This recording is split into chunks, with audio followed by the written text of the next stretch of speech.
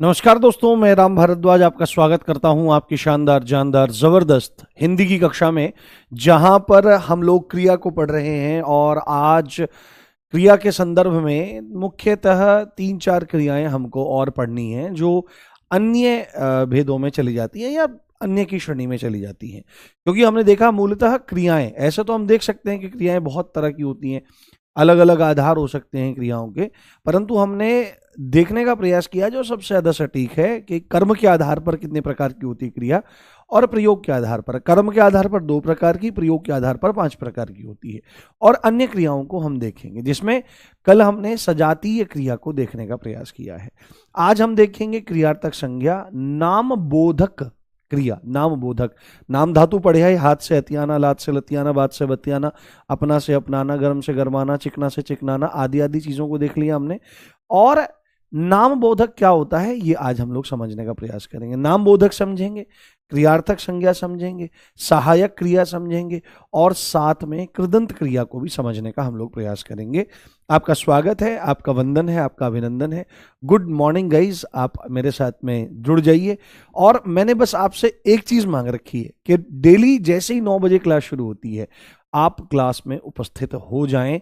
हर हाल में आप क्लास में आ जाएं, क्योंकि जैसे ही आप क्लास में आते हो और मेरे साथ बैठ करके पढ़ते हो तो आपका काम बेहतर हो जाता है। ठीक है, इतने से ही आपके पूरे में से पूरे अंक की तरफ आप लोग बढ़ जा रहे हो।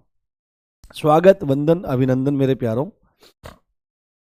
चलिए, तो हमारा टॉपिक क्या चल रहा है? हमारा टॉपिक चल रहा है क्रिया। क्या चल रहा है मेरे बाबू? हमारा टॉपिक चल रहा है क्रिया।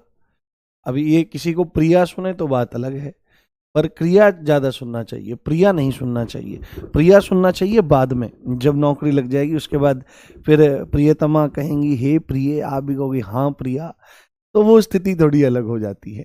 तो यहां पर अब जो हमको दूसरी, हमने कल समझ ली थी वो वाली, अब हमको दूसरी जो समझनी, आवाज वगैरह सब क्लियर है ना? हाँ, गुड मॉर्निंग गाइज, नमस्कार। चलिए पढ़ते हैं, पढ़ने में ध्यान दीजिए अब। हाँ, जस्ट अ मिनट दोस्तों, जस्ट अ मिनट दोस्तों। हम्म, हाँ ठीक है। तो क्रिया को हम लोग देखना यहाँ शुरू कर रहे हैं, और क्रिया में अब जो आपको दूसरे नंबर पर क्रिया समझ लेनी है वो है सहायक क्रिया। क्या है मेरे भाई? वो है सहायक क्रिया। सहायक क्रिया को आप लोग देखने का प्रयास करें। देखो, नाम से ही पता क्या लग रहा है, नाम से ही पता लग रहा है कि सहायक है। सहायक का मतलब, देखो यहां पर शब्द क्या है, एक शब्द है, ये सहायक जो बना है ये सहायता से बना है। किससे बना है? सहायता। उस सहायता को अंग्रेजी भाषा में क्या कहते हैं मेरे को तो आती नहीं, पर मैंने कहीं सुना था, अंग्रेजी मेरे को तो कहाँ आती है। तो सहायता को हेल्प कहा जाता है। और सहायता नामक शब्द से यदि आप एक विशेषण, एक एडजेक्टिव बनाएंगे तो आपके सामने आएगा शब्द सहायक। सहायक मतलब सहायता करने वाला या वाली, सहायता करने वाला, सहायता करने वाला, है ना? यहां पर तो वाली के सेंस में ही जाएगा, तो सहायता करने वाली। और सहायता करने वाली या वाले को क्या कहा जाता है? शब्द आता है हेल्पिंग। क्या आता है मेरे भाई?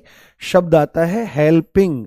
हेल्पिंग, तो जो हेल्प करने का काम करते हैं उसको हेल्पिंग कहा जाता है। तो अगर आप इसको सीधे सीधे एक पॉइंट लिखना चाहें कि सहायक क्रिया मतलब सहायता करने वाली क्रिया, क्या करेंगे? लिखेंगे सहायता करने वाली क्रिया।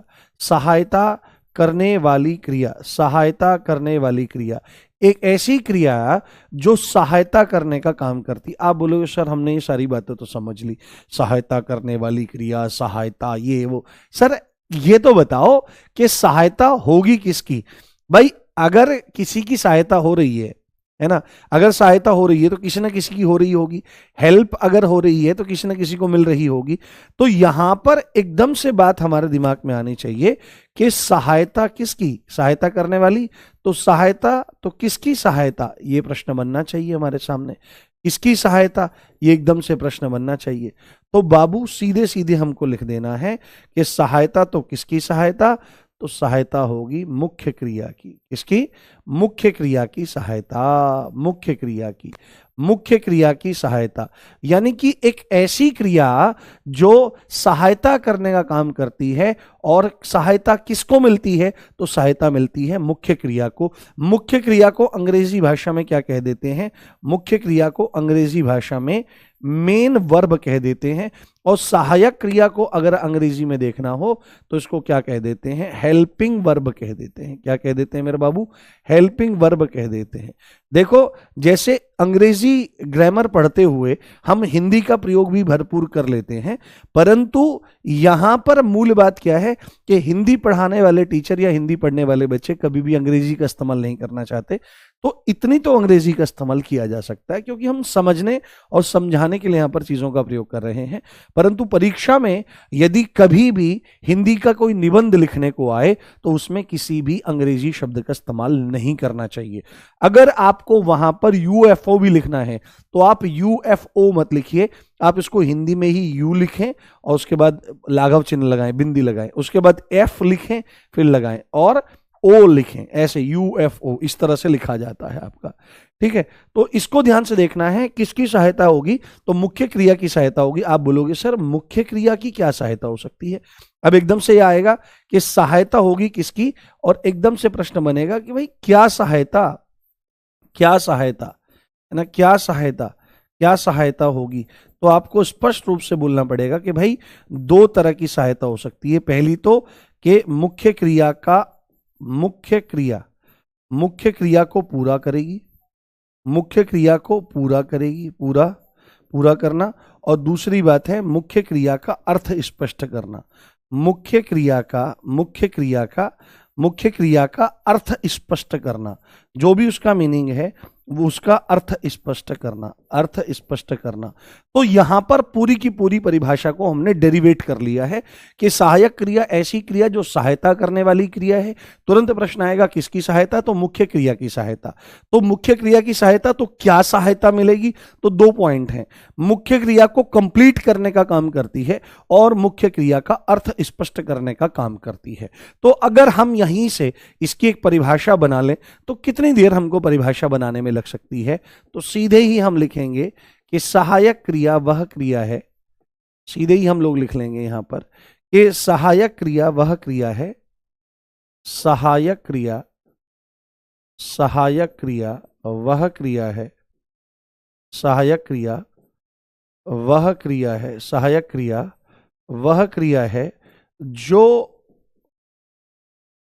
मुख्य क्रिया को पूरा करती है, मुख्य क्रिया को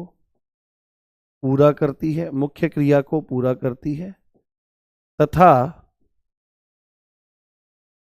मुख्य क्रिया के अर्थ को स्पष्ट करती है। क्या करती है? मुख्य क्रिया के अर्थ को स्पष्ट करती है। क्या करती है? अर्थ को स्पष्ट करती है, मुख्य क्रिया के अर्थ को स्पष्ट करती है। ये दो काम करती है। जैसे उदाहरण मैं आपको देता हूं, जैसे उदाहरण आप लोग मेरे साथ में देखिए। जैसे मैं यहां पर लिख रहा हूं, पहला एग्जाम्पल मैंने लिखा यहां पर राम पढ़। ठीक है, इतना हमने लिख लिया। यहां पर हमने यहां पर क्या लिख लिया? राम पढ़, इतना हमने लिख दिया यहां पर। उसके बाद रीमा खाना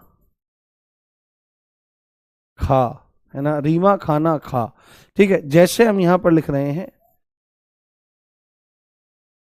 सुरेश दौड़। तो अब आप एक चीज देखने का प्रयास करो, बड़े ध्यान से देखो। रिकॉर्डेड क्लास नहीं है, वो उस पर ध्यान मत दिया करो। ये नेट से अपने आप अपडेट होता रहता है, थोड़ी देर में अपने आप सही हो जाएगा।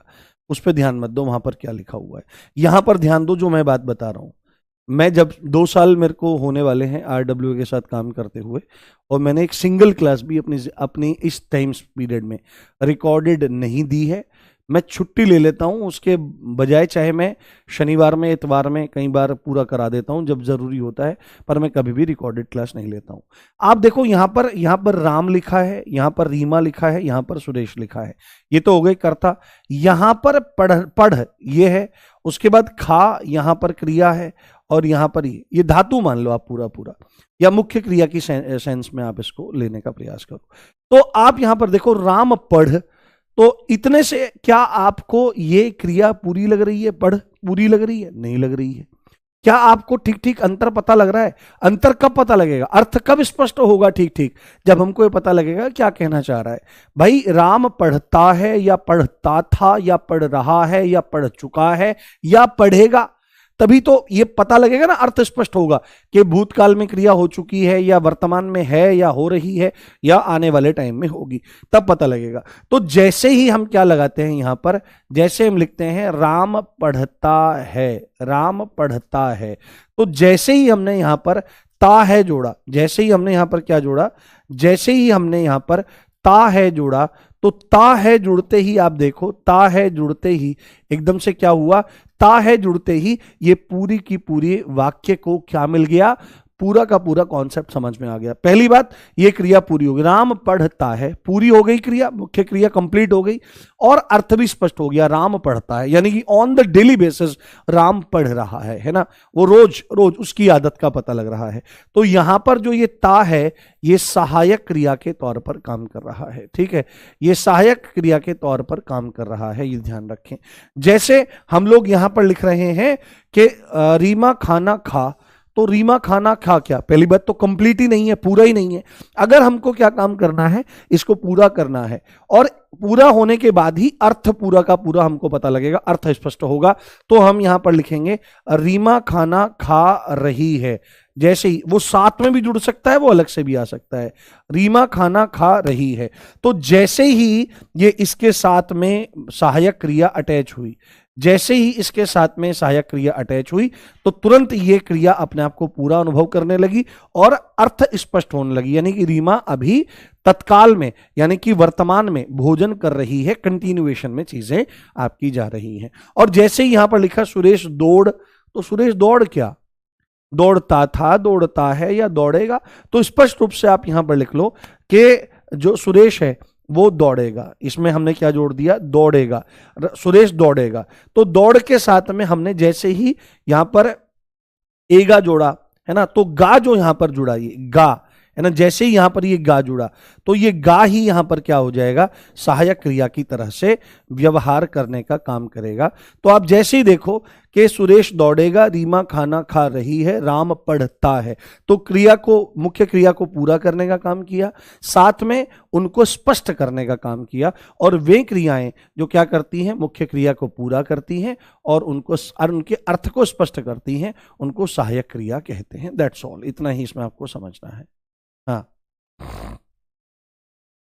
हाँ, इसमें तमाम शब्द जुड़ सकते हैं मेरे भाई, तमाम शब्द जुड़ सकते हैं इसमें, तमाम शब्द इसमें आपके जुड़ सकते हैं।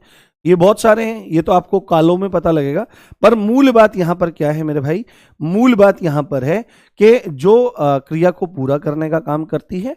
हाँ, ऐसे आप तमाम चीजें बना सकते हो, तमाम चीजें आप देख सकते हो। Is that clear? बताइए। हाँ, पर्यायवाची इत्यादि सब मैं करवाऊंगा बेटे, चिंता मत करो, और ऐसे करवाऊंगा कि आपको मजा आ जाएगा। पर्यायवाची, विलोम वगैरह सब मैं करवाऊंगा।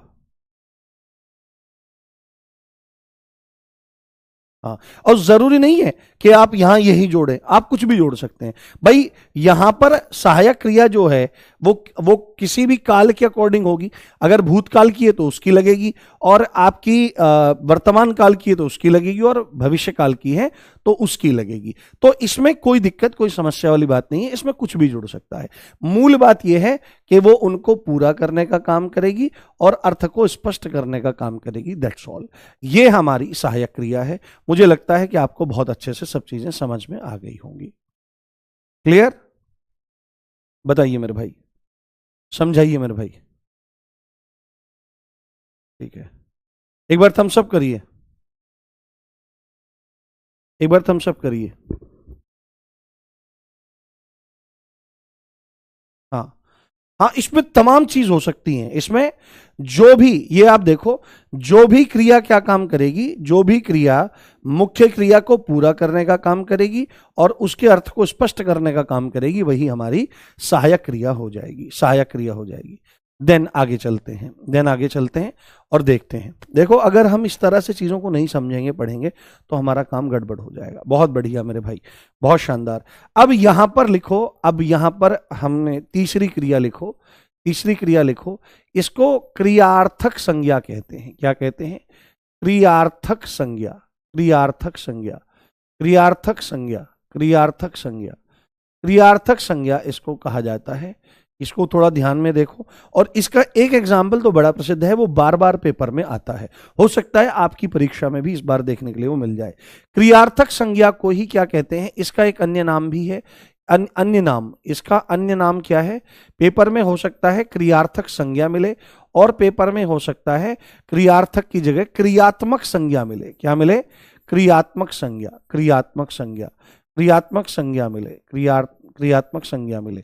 तो क्रियार्थक आ जाए या क्रियात्मक आ जाए, बिल्कुल भी टेंशन लेने की जरूरत आपको नहीं है। और सीधे ही हम इसमें अगर परिभाषा की तरफ जाएं तो आपको पता लगेगा कि क्रिया और संज्ञा, कुछ तो दिमाग में आ रहा होगा कि क्रियार्थक संज्ञा लिखा है, यानी कि क्रिया और संज्ञा ये दोनों चीजें एक साथ हैं, यानी कि एक ऐसा शब्द जो क्रिया और संज्ञा दोनों है, क्रिया और संज्ञा दोनों है। इसका मतलब क्या है? इसका मतलब है एक ऐसी क्रिया जो संज्ञा की तरह से बिहेव करती है। ठीक है, तो यहां पर आप इसमें लिखिए कि एक ऐसी क्रिया, एक ऐसी क्रिया, एक ऐसी क्रिया, एक ऐसी क्रिया जो संज्ञा की तरह, जो संज्ञा, जो संज्ञा की तरह, जो संज्ञा की तरह क्या करती है मेरे भाई? जो संज्ञा की तरह व्यवहार करती है, जो संज्ञा की तरह से व्यवहार करती है, उसको क्या कहते हैं? उसको क्रियार्थक संज्ञा कहते हैं। क्या कहते हैं? क्रियार्थक संज्ञा उसको कहते हैं। हाँ सर जी, क्या हाल है? मजा आ रहा है पढ़ के? अरे भाई मजा आएगा, चिंता मत करो। हाँ ठीक है, मजा आएगा पढ़ के आपको। तो एक ऐसी क्रिया जो संज्ञा की तरह से आपका बिहेव करती है, या अन्य और शब्दों में आपको इसकी परिभाषा अगर लिखनी हो तो जब क्रिया, जब क्रिया किसी वस्तु की तरह से यूज हो, है ना, जैसे कोई वस्तु हो, कोई वस्तु की तरह से, किसी वस्तु की तरह से यूज हो, या कोई ऑब्जेक्ट की तरह से यूज हो रही है, वस्तु की तरह, वस्तु या भाव की तरह, किसी फीलिंग की तरह से यूज हो, भाव की तरह प्रयोग होती है, भाव की तरह प्रयोग होती है, भाव की तरह प्रयोग होती है, भाव की तरह प्रयोग होती है। अमूमन आपने देखा होगा कि क्रिया जो होती है उसके पीछे क्या लगा रहता है? ना लगा रहता है। जैसे यहां पर उदाहरण देखो, और बहुत प्रसिद्ध उदाहरण है, बहुत इंपॉर्टेंट उदाहरण है। क्या जैसे लिखते हैं लोग, टहलना, और पेपर में खूब आता है मेरे भाई, ये टहलना स्वास्थ्य के लिए अच्छा होता है ना, टहलना स्वास्थ्य के लिए, टहलना स्वास्थ्य के लिए, टहलना स्वास्थ्य के लिए अच्छा होता है, टहलना स्वास्थ्य के लिए अच्छा होता है, टहलना स्वास्थ्य के लिए अच्छा होता है। तो आप एक चीज देखने का यहां पर प्रयास करो मेरे भाई, क्या लिखा है? टहलना, टहलना स्वास्थ्य के लिए अच्छा होता है। आप क्लियरली सबसे पहले एक काम करो, सारा ध्यान हटाओ और इस पे ध्यान लगाओ, क्या लिखा हुआ है? टहलना, ना, टहल मूल आपका धातु है, और मूल धातु के साथ में, धातु के साथ में ना लगा हुआ है। ये देखो, टहलना निश्चित रूप से ये क्रिया है, बिल्कुल सही बात है, परंतु यहां पर ये यूज हो रही है एक भाव की तरह से, एक फीलिंग की तरह से ये यूज हो रही है। टहलना एक ऑब्जेक्ट की तरह से, हम इसको एक संज्ञा की तरह से यूज कर रहे हैं यहां पर।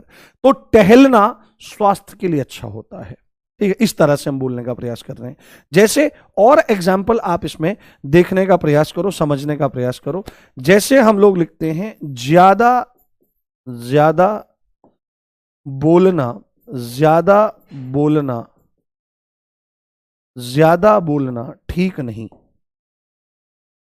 ज्यादा बोलना ठीक नहीं, ज्यादा बोलना ठीक नहीं।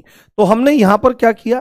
ज्यादा बोलना ठीक नहीं, इस तरह से हमने बताने का प्रयास किया, एक भाव की तरह से हम क्रिया को यहां पर दिखा रहे हैं। और पेपर में जैसे ही आपको दिखेगा, ये बहुत इंपॉर्टेंट है, और इसको हम बता देता हूं, ये PYQ भी है।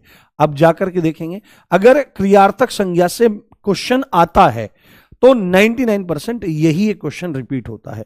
वो सीधे ही पूछेगा, टहलना स्वास्थ्य के लिए अच्छा होता है, इसमें कौन सी क्रिया है, या क्या है, या कौन सी संज्ञा है? तो आपको बोलना पड़ेगा कि टहलना इसमें आपका क्रियार्थक संज्ञा है या क्रियात्मक संज्ञा है। ज्यादा बोलना ठीक नहीं, तो बोलना यहां पर एक क्रियार्थक संज्ञा की तरह से इस्तेमाल हो रहा है। जैसे इसमें और भी एग्जाम्पल आपके द्वारा लिए जा सकते हैं। पढ़ना, जैसे इसमें शब्द हम यूज करें, पढ़ना, पढ़ना जैसे हमने यहां पर यूज किया, पढ़ना जैसे हमने यहां पर यूज करा, पढ़ना अच्छी आदत है, पढ़ना अच्छी आदत है, तो हमने स्पष्ट रूप से यहां पर लिख लिया कि पढ़ना अच्छी आदत है। तो आप यहां पर देखो कि ये है क्या चीज, मूलतः है क्या, तो ये क्रियार्थक संज्ञा है। बोलना क्रियार्थक संज्ञा है। ना ना ना, तो ना ना ना हो रही है, ना ना नारे नारे नारे, ठीक है। तो यहां पर आप स्पष्ट रूप से देख सकते हैं कि ये संज्ञा की तरह से बिहेव कर रही है। और संज्ञा का भी मतलब क्या है कि किसी वस्तु की तरह या किसी भाव की तरह से इसका इस्तेमाल हो रहा है। जैसे पढ़ना एक अच्छी आदत है, हम कुछ इस तरह से इसका प्रयोग कर रहे हैं जैसे कोई सामान हो। पढ़ना एक अच्छी आदत है, ठीक है। ज्यादा बोलना ठीक नहीं, इस तरह से चीजें आ रही हैं।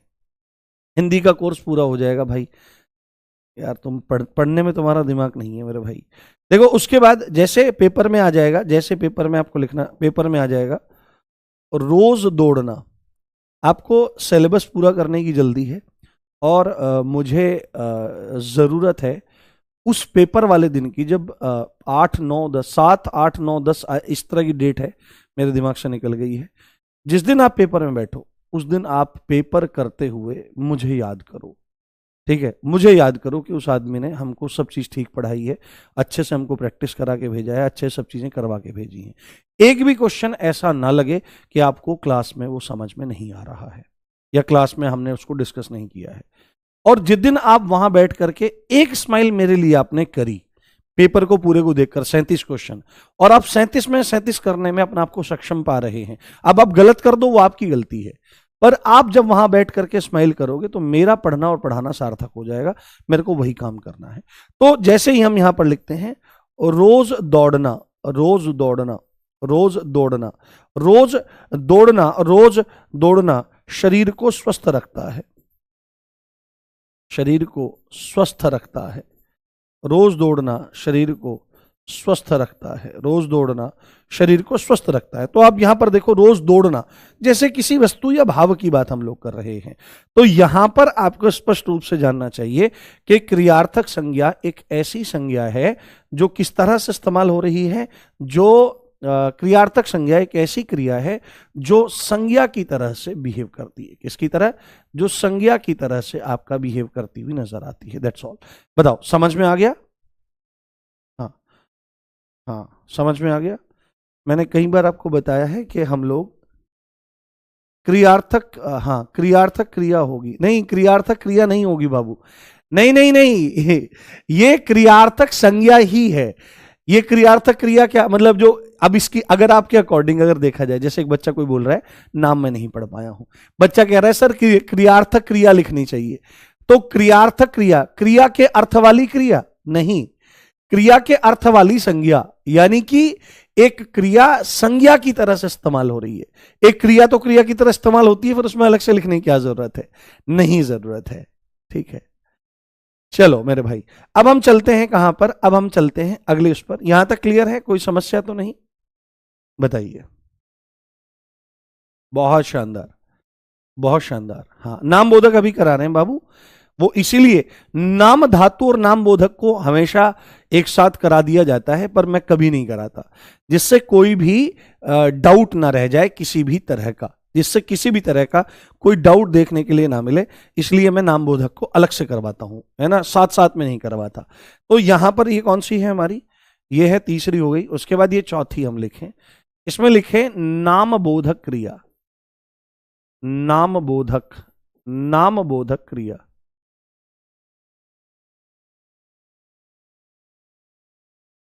नाम बोधक क्रिया हमने यहां पर लिखा, नाम बोधक क्रिया।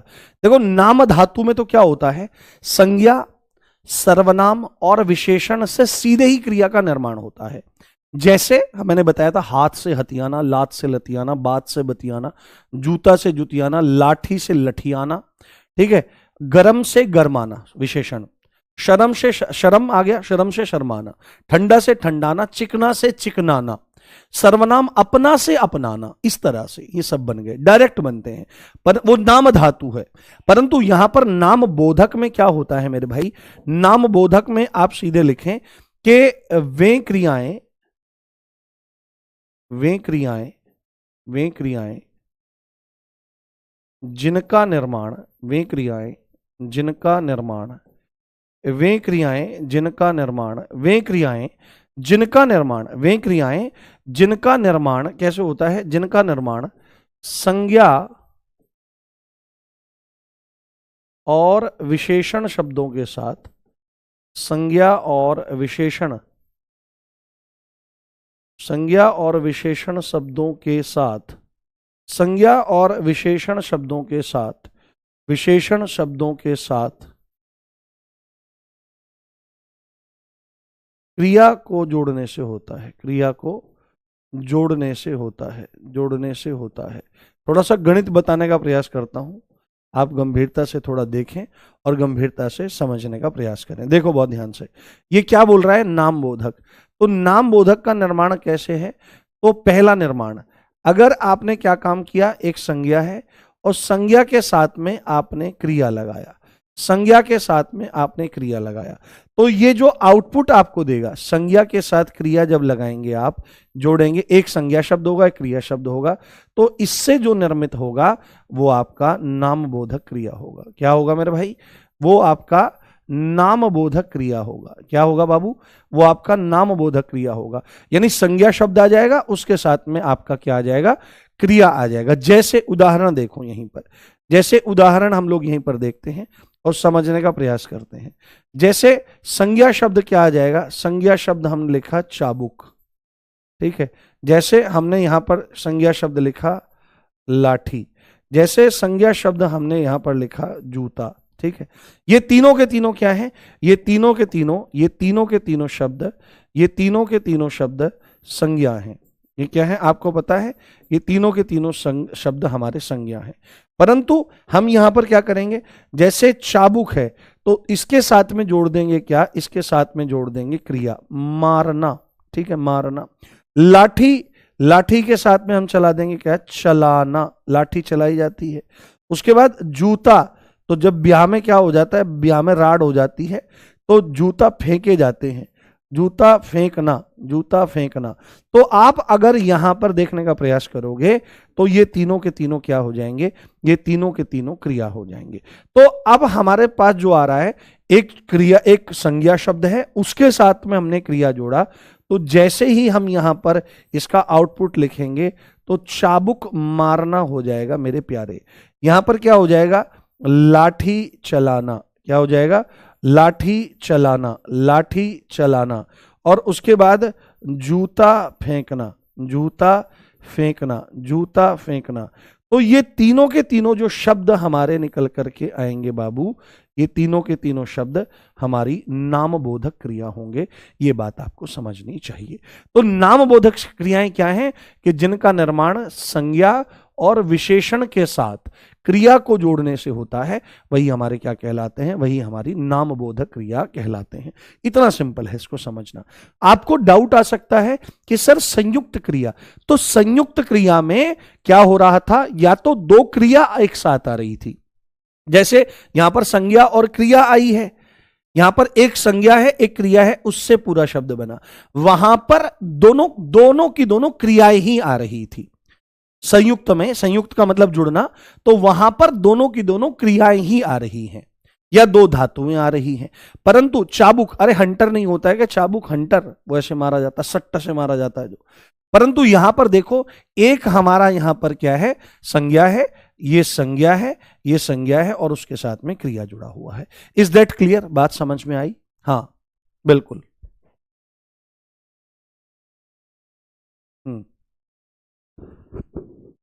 हाँ, नाम धातु में कहां था मेरे भाई, कंफ्यूज क्यों हो रहे हो?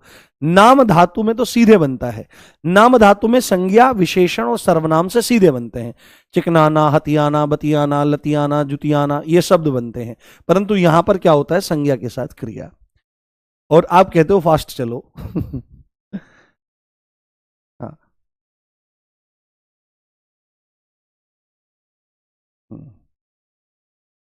इसीलिए मैं बहुत तरीके से पढ़ाता हूं, मेरी क्लास में आप बहुत अच्छे से बैठें, आपको एक एक चीज हाँ क्रिस्टल क्लियर हो जाएगी।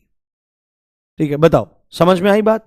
उसके साथ में ही अब हमने ये वाला तो पॉइंट देख लिया कि भाई संज्ञा के साथ में, अब हम इसी की दूसरी शर्त भी देख लेते हैं, इसी की दूसरी शर्त भी हम लोग समझ लेते हैं और जानने का प्रयास करते हैं।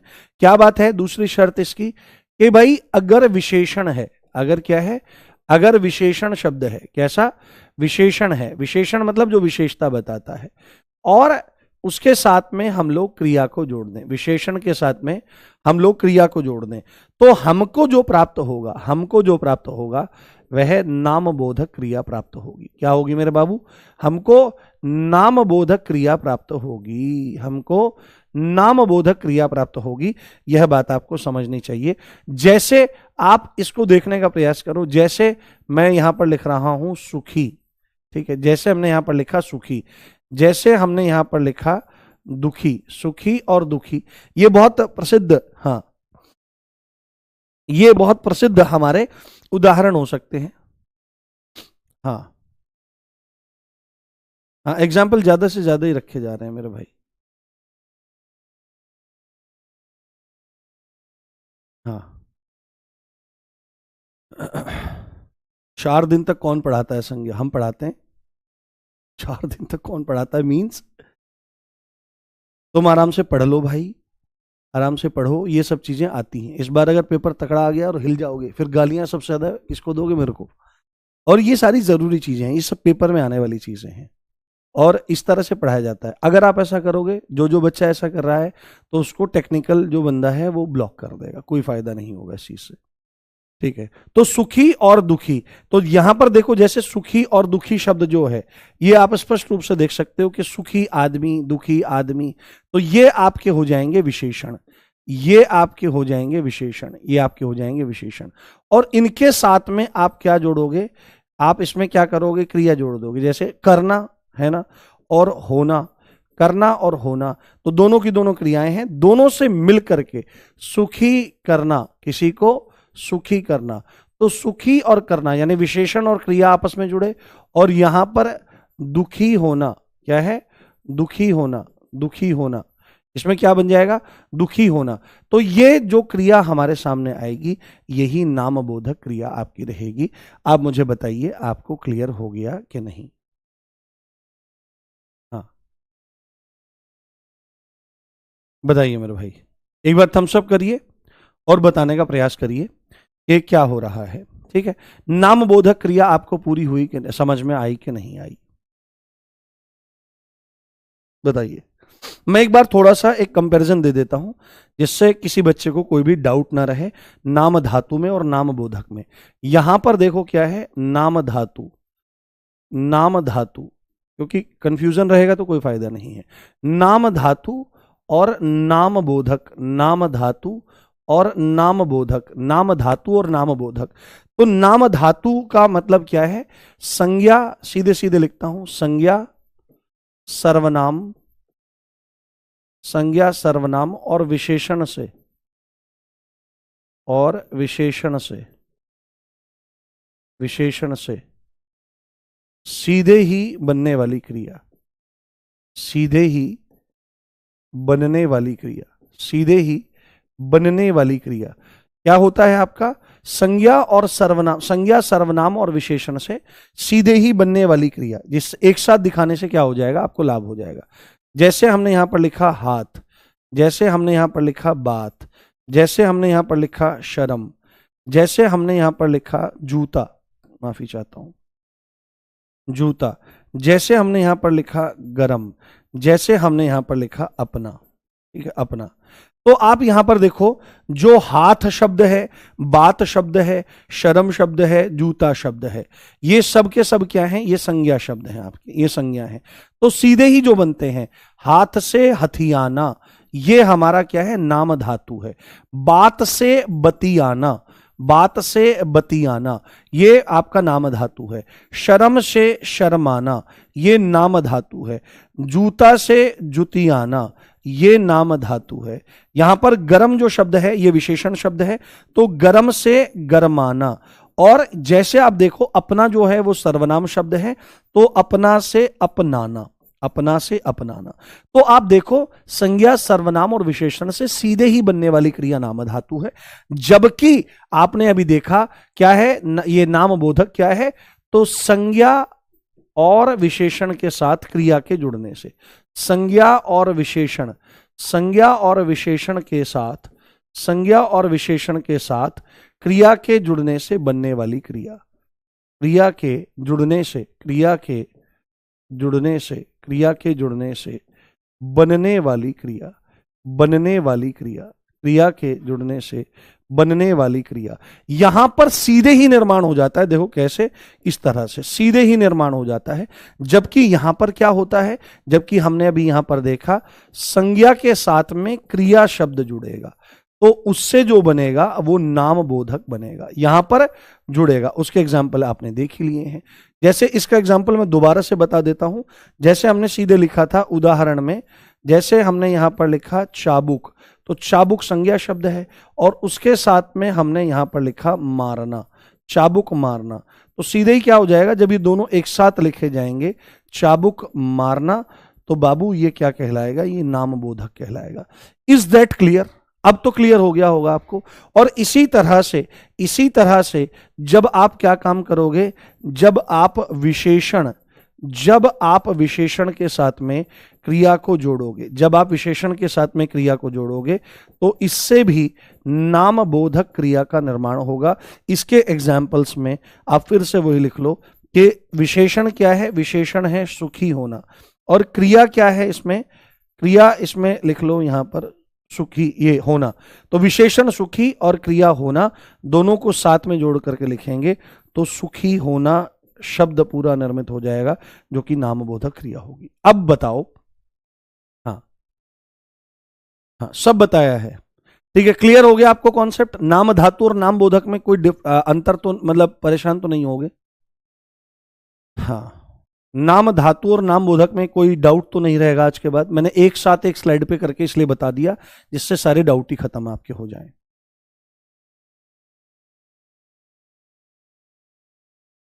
बताइए मेरे भाई। ठीक है, मेरा ध्यान रहता है कि हर एक बच्चे का पूरा डाउट क्लियर हो जाए। हाँ, अंतर बता दिया मेरे भाई। अप्रैल तक पूरा होगा कोर्स, पढ़ने पे ध्यान दे लो मेरे भाई, पढ़ लो यार। हाँ अब बिल्कुल क्लियर है, बिल्कुल मुझे पता है कि कहां पर बच्चों को दिक्कत आती है, क्योंकि जैसे ही हमने नाम धातु तो पहले पढ़ के आए थे, जैसे ही आपने नाम बोधक पढ़ा होगा, आपको मैक्सिमम बच्चों को डाउट क्रिएट हो गया होगा जो पहली बार पढ़ रहे होंगे कि यार नाम धातु नाम बोधक यार समझ में नहीं आ रहा है। इसलिए हमने एक स्लाइड पे करके इन चीजों को बताने का प्रयास किया। तो अब आपका डाउट क्लियर। तो इन चीजों का ध्यान रखना पड़ता है, ये थोड़ी है कि आए और घास काट के चले गए यार, उसका कोई लॉजिक नहीं बनता। अगर हम आ रहे हैं पढ़ रहे हैं तो चीजों का क्लियर होना जरूरी है। और लास्ट पॉइंट अब मैं आप लोगों के साथ में डिस्कस कर रहा हूं, वो है कौन सी, ये कौन से नंबर पे था हमारा, ये कौन से नंबर पे था हमारा, चौथे पे था। पांचवी क्रिया और बता देता हूं, अंतिम कृदंत क्रिया। हालांकि बहुत ज्यादा जरूरी इसको नहीं माना जाता, ठीक है, परंतु फिर भी थोड़ा सा ज्ञान होना जरूरी है इसके संदर्भ में। कृदंत क्रिया, कृदंत क्रिया, कृदंत क्रिया। देखो सीधी बात है, सीधी बात है। हाँ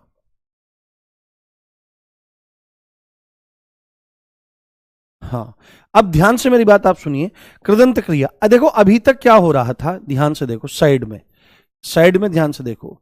क्रिया जो है उसका निर्माण किससे हो रहा था, क्रिया का निर्माण किससे हो रहा था, धातु के साथ में जब ना जुड़ रहा था। ये बात है आपको, ऐसे ही तो हो रहा था कि धातु के साथ में जब हम ना जोड़ रहे थे तो हमारी क्रिया का निर्माण हो रहा था, हमारा क्रिया का निर्माण हो रहा था। इसमें ना क्या है, ये ना एक प्रत्यय है। प्रत्यय मतलब क्या होता है, प्रत्यय मतलब जो होता है, सीधे सीधे अभी आप थोड़ा समझो, बेसिक फॉर्म में बता रहा हूं कि जो शब्द के बाद में जुड़ते हैं, जो शब्द के बाद में लगते हैं, बाद में लगते हैं, जो शब्द के बाद में लगते हैं उनको प्रत्यय कहा जाता है। अभी बहुत बेसिक बात बता रहा हूं आपको कि प्रत्यय क्या होते हैं, जो किसी भी शब्द के बाद लगते हैं उनको प्रत्यय कहा जाता है। तो अमूमन क्या बात होती है, क्रिया का निर्माण जब करना होता है तो हम धातु के साथ में ना लगा देते हैं, उससे क्रिया बन जाती है। परंतु कृदंत क्रिया की क्या खास बात होती है कि जब धातु के साथ में ना प्रत्यय के अलावा कोई और प्रत्यय लगते हैं तो उससे जो क्रिया बनती है उसको कृदंत कहते हैं। यानी कि यहां पर अगर हम सीधे सीधे देखने का प्रयास करें तो कृदंत क्रिया का जो एक समीकरण आप बना लो, जिससे आपको बहुत सरलता से चीजें याद हो जाएंगी। कृदंत क्रिया का मतलब क्या है, समीकरण क्या है कि धातु के साथ में जो यहां पर प्रत्यय जुड़ेगा, धातु के साथ में यहां पर प्रत्यय जुड़ेगा, और प्रत्यय क्या होना चाहिए, ना के अलावा। किसके अलावा, ना के अलावा। ना के अलावा कोई भी प्रत्यय जुड़ जाए, ना नहीं आना चाहिए। ना आएगा तो फिर तो सामान्य क्रिया बनी जाएगी। तो धातु के साथ में आपने प्रत्यय जोड़ा, ना को छोड़कर कोई भी जोड़ दिया, उससे हमारा क्या बन जाता है, उससे हमारी जो क्रिया बनती है वह कृदंत क्रिया बनती है। इस चीज को ध्यान रखना चाहिए। कहीं देखो, गणित से आप पीछा नहीं छुड़ा सकते हो, गणित को आपको देखना ही पड़ेगा। तो बाबू आप सीधे ध्यान रखें कि धातु के साथ में प्रत्यय जोड़ने से कृदंत क्रिया बनती है। और प्रत्यय कौन सा, ना जो सब जगह लगता है उसके अलावा आपको लगा देना है। अगर आप इसकी परिभाषा बनाना चाहते हैं तो परिभाषा इसकी बड़े प्यार से बन जाएगी, बड़े प्यार से समझ में आ जाएगी। इसको देखो ध्यान से, परिभाषा बड़े ध्यान से देखो कि जब धातु के साथ ना प्रत्यय के अलावा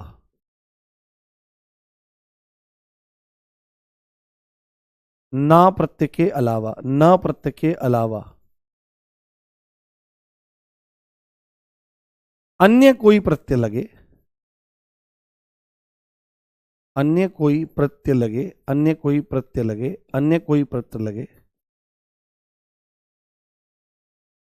उससे बनने वाली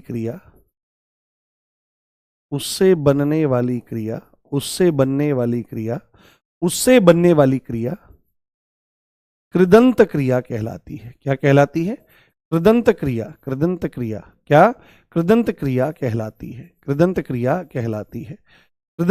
कहलाती है। ये आपको ध्यान रखना है, ये बात आपको समझ करके चलनी है, ये बात आपको जान करके चलनी है। क्लियर, समझ में आई बात? ठीक है, तो ये आपकी पूरी परिभाषा है, ये आपका पूरा लॉजिक है कि कृदंत क्रिया का निर्माण धातु के साथ में ना प्रत्यय के अलावा।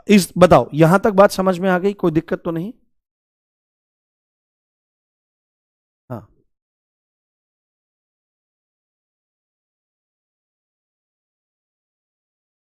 बताइए मेरे भाई, यहां तक की चीजें स्पष्ट है?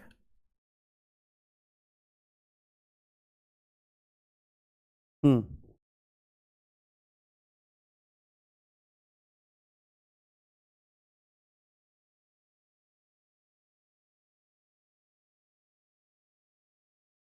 बताओ यहां तक की चीजें स्पष्ट हैं, एक बार बताओ, फिर इसके एग्जाम्पल मैं आपको बताने का प्रयास करता हूं। देखो चलो, जैसे उदाहरण आप लोग देखो, उदाहरण आप लोग देखने का प्रयास करो।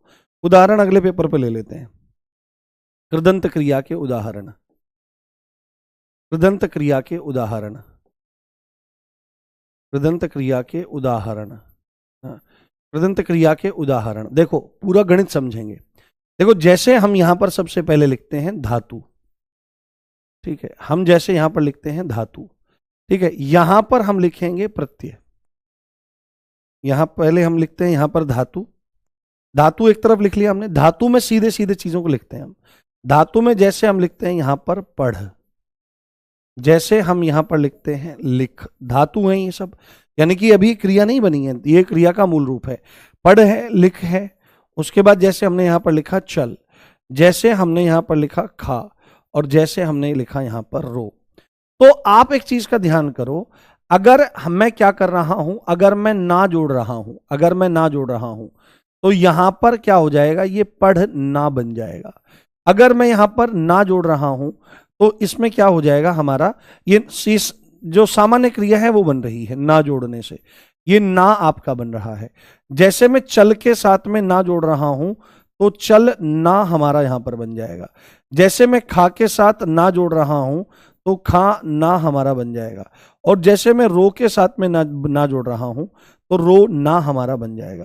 तो आप यहां पर देखो, पढ़ ना, लिख ना, चल ना, खा ना, रो ना, ये तो सामान्य है। परंतु यदि मैं क्या काम कर रहा हूं, यदि मैं क्या काम कर रहा हूं, ना के अलावा कोई और प्रत्यय जोड़ रहा हूं, ना के अलावा कोई और प्रत्यय जोड़ रहा हूं, जैसे मैंने जोड़ा यहां पर ता, ठीक है। जैसे मैं यहां पर जोड़ता हूं ई प्रत्यय, जैसे मैं यहां पर जोड़ता हूं कर प्रत्यय, जैसे मैं यहां पर जोड़ता हूं ते प्रत्यय, और जैसे मैं यहां पर जोड़ता हूं एगा प्रत्यय, एगा प्रत्यय। ये बहुत सारे प्रत्यय होते हैं, अलग अलग प्रत्यय होते हैं। तो जैसे ही पढ़ के साथ में ता जुड़ेगा तो पढ़ता बन जाएगा। क्या बन जाएगा? पढ़ता। जैसे ही मैं यहां पर लिख के साथ में ई जोड़ूंगा तो ये लिखी बन जाएगा, लिखी। जैसे ही मैं चल के साथ में कर जोड़ूंगा तो यहां पर चल कर बन जाएगा। जैसे ही मैं यहां पर खा के साथ में ते जोड़ूंगा तो खा ते बन जाएगा। और जैसे ही मैं यहां पर रो के साथ में एगा जोड़ूंगा तो रोएगा बन जाएगा। तो बाबू यहां पर जो ये इतनी सारी क्रियाओं का निर्माण हुआ, ये सब की सब क्या है? ये कृदंत क्रियाएं हैं। क्या है मेरे भाई? ये कृदंत क्रियाएं हैं। ये बात आपको ध्यान रखनी चाहिए। और आप एक चीज नोटिस करो, आप एक चीज नोटिस करो, पढ़ता, लिखी, चलकर, खाते और खाएगा, ये सब का सब क्या है? जब हम काल के हिसाब से चीजों को देखते हैं, टेंस के हिसाब से चीजों को देखते हैं कि चीज भूतकाल में हो रही है या भविष्य काल में हो रही है या वर्तमान काल में हो रही है, तो हम अलग अलग फॉर्मेट यूज करते हैं चीजों का, है ना। जैसे यही है, पढ़ता है अभी, पढ़ेगा, पढ़ चुका, पढ़ा, ये अलग अलग रूप बदल जाते हैं। क्योंकि आपको एक बात पता होनी चाहिए, यहां से एक चीज सिद्ध भी होती है कि क्रिया क्या है? क्रिया एक विकारी शब्द है, ये सिद्ध होता है यहां से। इससे क्या सिद्ध होता है? कि क्रिया एक विकारी शब्द है। विकारी शब्द होने का मतलब है कि क्रिया अपना रूप बदलती है। तो देखो क्रिया किस तरह से अपना रूप बदलती है। तो जब धातु के साथ में आप क्या करते हो? ना प्रत्यय जोड़ते हो तब ये, और धातु के साथ में जब आप ना के अलावा कोई प्रत्यय जोड़ते हो तो हमारी कृदंत क्रियाएं हमको प्राप्त हो जाती हैं। बताइए मेरे भाई। हाँ, ऐसे तमाम उदाहरण हो सकते हैं। इसके अलावा आप कुछ भी जोड़ सकते हो, तो वो सब चीजें इसी में आपकी आ जाएंगी। बताइए, इज एवरीथिंग क्लियर? सब कुछ क्लियर है? कोई दिक्कत समस्या तो नहीं? हम्म, बताइए, एक बार थम्स अप करिए। हाँ, जितनी क्रियाएं बताने की जरूरत थी उतनी बताई जा चुकी हैं। हालांकि कृदंत क्रिया के बारे में भी प्रश्न बहुत कम पूछा जाता है। सच्ची बात बताऊं मैं आपको, ये एडिशनल मैं आपको बता रहा हूं क्योंकि आपने कहा था। हालांकि मैं कभी भी किसी बैच में इस चीज को बताता नहीं हूं, मैं यहीं तक चीजों को बता करके और पूरा कर देता हूं। हालांकि और आप हमेशा देखेंगे कभी कभी भी मेरे एक बैच में चीजों का क्रम एक जैसा बहुत कम देखने को मिलता है, यदि वह बिल्कुल सटीक क्रम नहीं है। बताइए, आप धैर्य रखिए। अब आपका पूरा का पूरा जो सिलेबस है, जो क्रिया का पूरा कॉन्सेप्ट आपको पढ़ना समझना था, वो समझाया जा चुका है। अब मूल बात क्या है? अब जो अब इसमें कमी पेशी है वो प्रैक्टिस सेट्स में निकलेगी। जब हम प्रैक्टिस सेशन शुरू करेंगे तब वो चीज निकलेगी, प्रैक्टिस सेट्स जब होंगे तब वो चीज निकलेगी। ये बात आप ध्यान रखिए, ठीक है। तो यहां पर हमने बहुत अच्छे से समझा। कल हम टॉपिक पढ़ना शुरू करेंगे विशेषण, और बहुत अच्छे से आपको समझ में आएगा। देखो, ऐसे तो आप क्रिया को पढ़ना चाहो तो 10 दिन भी आप क्रिया को पढ़ सकते हो। राजस्थान एसआई का पेपर है, मैं उसमें पढ़ा रहा हूं राजस्थान दरोगा में। और राजस्थान दरोगा की परीक्षा लेती है कौन? वहां की पीएससी, वहां की पीसीएस कंडक्ट कराने वाला जो आयोग है वो लेता है। तो उसमें हिंदी ऐसी भयंकर पूछी जाती है, अगर उसके क्वेश्चन आपके सामने मैं रख दूं तो एक बार को तो आप भी हिल जाओगे। अगर आपके कॉन्सेप्ट जरा से भी इधर उधर हैं तो आप क्वेश्चन गलत ही करोगे, ये बात आप जान लेना, और इतने तगड़े डिमोटिवेट हो जाओगे। वहां पर भी अगर आप देखें, वहां पर भी 9-10 क्लास में क्रिया पूरी हुई है, क्योंकि इसके साथ में वृत्ति, पक्ष आदि बहुत सारी चीजें जुड़ जाती हैं। तो आपके लिए जितना जरूरी है वो मैंने यहां पर बताया, समझाया। इसके अलावा चीजों को जानने की जरूरत इसमें नहीं है, और ये अपने आप में कंप्लीट है, ठीक है। तो हम लोग अब कल मिलते हैं और कल हम विशेषण को पढ़ना शुरू करेंगे। अपना ध्यान रखिए। इसी अच्छी बात के साथ आप देख रहे थे मुझे। अगर कुछ पूछना हो तो आप पूछ सकते हैं, नहीं तो फिर हम चलते हैं। दरअसल समस्या एक छोटी सी ये है, आपकी भी गलती नहीं है, क्योंकि आप में से बहुत सारे बच्चे ऐसे हैं जो नवीन सर से पढ़े हैं पहले, उसके बाद बहुत सारे बच्चे हैं जो ममतेज सर से पढ़े हैं और अब मुझसे पढ़ रहे हैं। अब तीनों ही टीचर्स अलग अलग हैं, तीनों ही टीचर्स का पढ़ाने का तरीका अलग है। तो जो कॉमन पढ़े हुए बच्चे हैं उनको आ जाता है, उन्होंने ये बताया था, उन्होंने ये बताया था, उन्होंने ये बताया था। तो जो आपको अभी फिलहाल बताया जा रहा है वो परिपूर्ण है, आप विश्वास करिए। और नहीं विश्वास होता है जाकर के क्वेश्चन लगाने का प्रयास करिए, जो भी आपके पास बुक होगी। ठीक है, चलिए चलिए दोस्तों, अपना ध्यान रखिए और खूब प्रसन्न रहिए। इसी अच्छी बात के साथ आप देख रहे थे मुझे, मेरा नाम है राम भारद्वाज। जय हिंद, जय भारत, नमस्कार, love you all guys, bye. कल बहुत इंपॉर्टेंट चैप्टर शुरू होगा, विशेषण, उसमें आप तल्लीनता से जुड़िएगा, मजा आ जाएगा। Love you all guys.